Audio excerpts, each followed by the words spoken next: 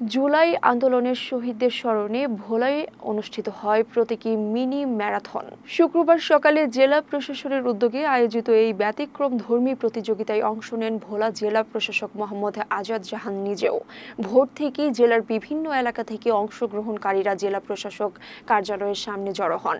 Registration শেষে সকাল ৯টা শহরের চৌমুহনী এলাকা থেকে ম্যারাথন শুরু হয়ে জেলা প্রশাসকের কার্যালয়ের সামনে এসে শেষ হয়। প্রায় ৩ কিলোমিটার দীর্ঘ এই দৌড়ে শহীদ পরিবার, আহত আন্দোলনকারী ও বিভিন্ন বয়স ও পেশার মানুষ অংশ নেন। শেষে জেলা প্রশাসক মোহাম্মদ আজাদ জাহান বিজয়ীদের হাতে ক্রেস্ট ও স্মারক তুলে দেন।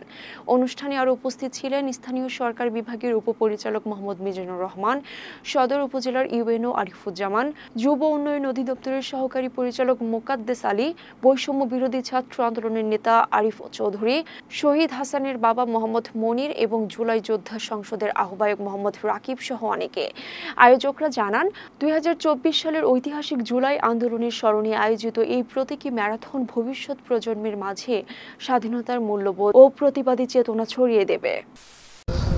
গত বছর ঠিক এই জুলাই মাসে জুলাই আন্দোলন শুরু হয়েছিল এবং তার ফলশ্রুতিতে আমরা ৫ই আগস্ট একটি বিজয় দেখেছি।